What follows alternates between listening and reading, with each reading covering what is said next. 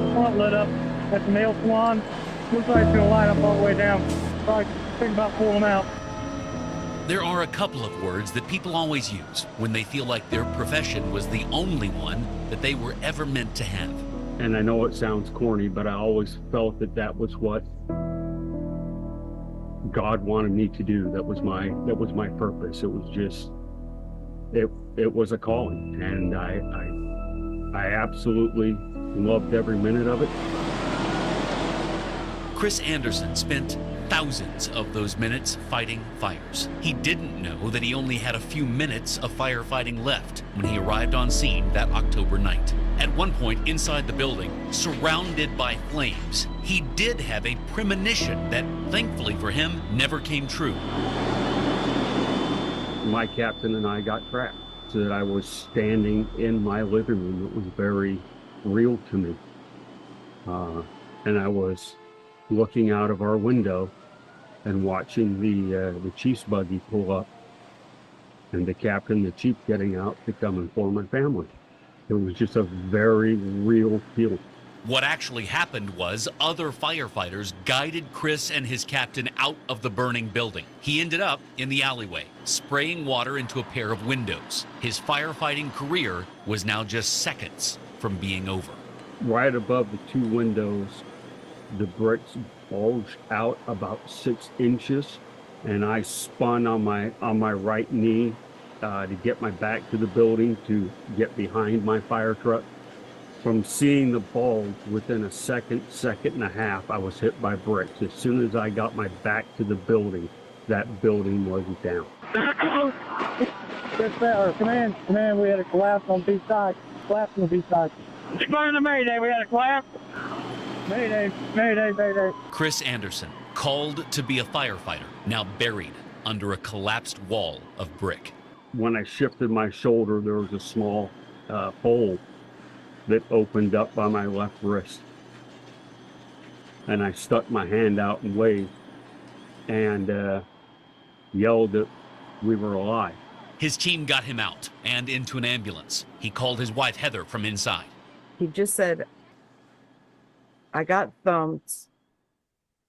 I'm okay. I'm going to the hospital. By the time I ended up getting logged on to the news station, they were announcing that a firefighter had died at a local hospital, and I was terrified.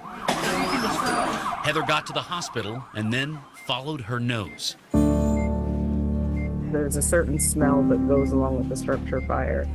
And being there was a number of firefighters already with him, you could smell the path that they took.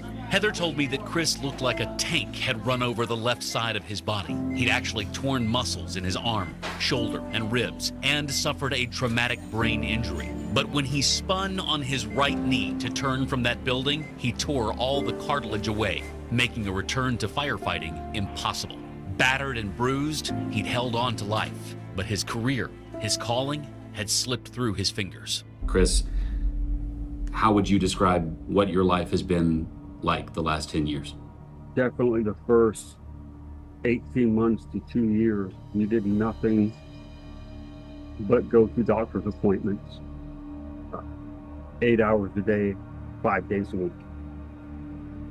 It took 5 years to heal completely with different surgeries and treatments and rehabs and everything else.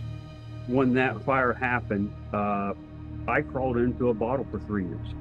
I mixed that up with a lot of prescription drugs, a lot of pain pills, a lot of anti-anxiety, and I did that for 3 years. Just trying to cope. Chris's wife, Heather, described the time after the fire in an even harsher light. In 2015, we were married 20 years. And this year we've celebrated our 30th anniversary. And, the past 10 years have been completely different. Completely. I've been married to a different man. That night, my best friend just didn't exist anymore. Chris and Heather aren't in the same place anymore either. They chose a quiet life away from the city lights and sounds. Despite the alcohol and drug abuse and survivor's guilt he carries, Chris says he wouldn't change anything about what's happened to him. Maybe, he told me, he spared someone else from the same fate. This is challenging and dark at times and hard at times. How do you describe your survivor story? One that's still being written. I can't tell you if it's good or bad yet. I believe that everyone has a predetermined expiration date. We just don't know what that date is. Maybe God's not done with me yet and has something else in mind.